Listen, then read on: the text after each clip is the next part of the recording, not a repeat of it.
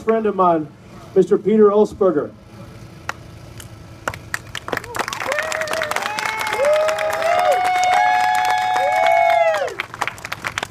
Thank you, Troy, for your kind introduction. He asked me, what should I say? I said, well, just say, here's Peter Olsberger, make it easy. Thank you, Eliza, for sharing your beautiful voice with us and singing the national anthem. What a treat. Again, my name is Peter Olsberger, and I'm honored to be speaking here tonight to help kick off the Relay for Life Cancer Walk. I've been to many Relay for Life events over the years, as my wife and I have both lost loved ones to cancer.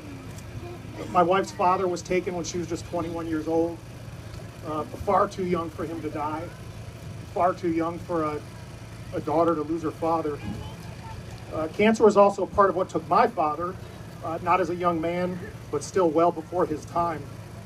So Relay for Life and the fight against cancer is near and dear to our hearts.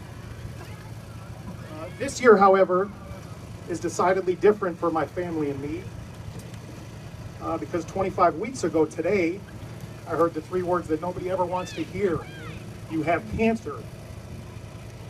For me, it started with a sneeze that revealed a change in my lung function, which led to a visit to the urgent care, which led to a visit to my primary care physician, which led to a chest x-ray, which led to a CAT scan, which led to a phone call saying, get to the ER now, because you have blood clots in your right lung, and they could move and kill you. So anyhow, got to the emergency department immediately. I was informed that there were also suspicious nodules or growths that were of some concern in my lung. This was on Thursday, November 19th of last year. I was admitted to the hospital immediately to start intravenous blood thinners to get rid of those clots, and a biopsy was scheduled first thing for the next morning. It's amazing how fast they were. They knocked me out. By the time I woke up in the recovery room, they had the results.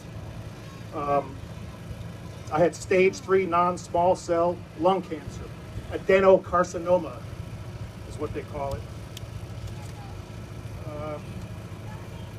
Well, so since then, I've been through 37 radiation treatments, weekly chemotherapy along the way.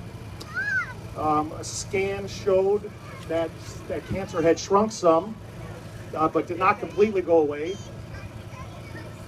After 2 more chemo treatments and then waiting another 12 weeks for another scan, my lung is still so inflamed and irritated that they can't see anything.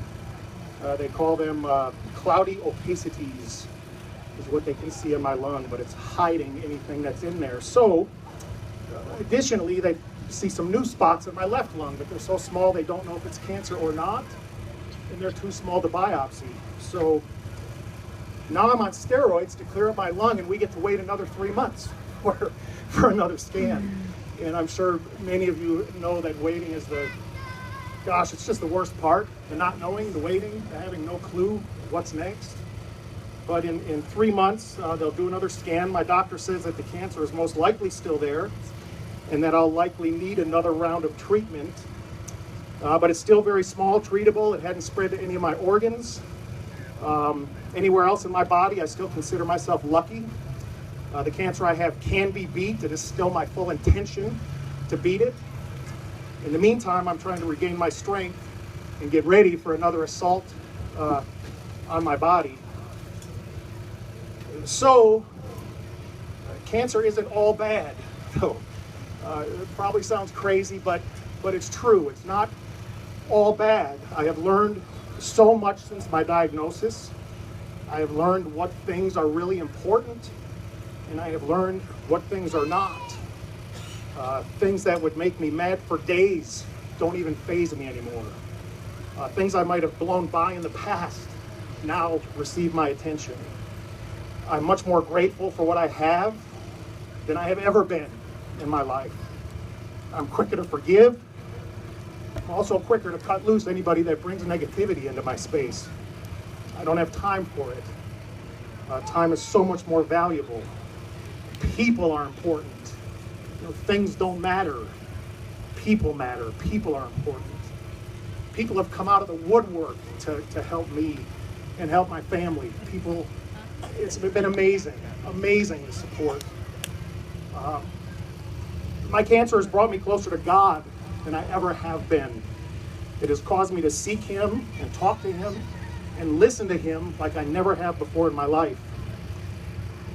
I guess having the reality of one's mortality slapping you in the face can certainly do that. I think it's okay. I think God doesn't care when or why you come to Him.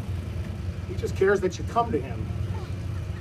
And I think sometimes He puts challenges in our way on purpose to push us towards Him, where otherwise we might not. I do know this, ever since my diagnosis, I've asked one question over and over again. What does God want me to learn from this? What am I supposed to learn from this? It's like my cancer is a PhD class. I'm living in this planet, and God is the professor. What is He trying to teach me? To be a better, to be more grateful, to be more forgiving, to be a better father, to be a better husband, to be a better human being?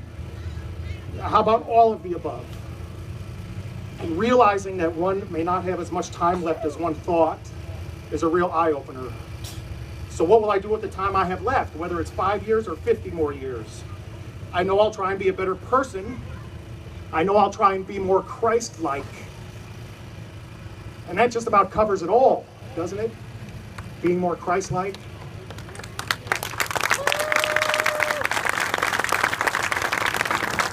It would solve all of our problems. If everybody did what Jesus would do, it would solve all of our problems. So as we kick off this Relay for Life Cancer Walk, let's think about that question that I've asked myself every single day since my diagnosis. God, what do you want me to learn from this? And how can I be a better person? Let's take the answers He gives us, and let's try and make it a better world for everybody. Thank you for listening. God bless everybody.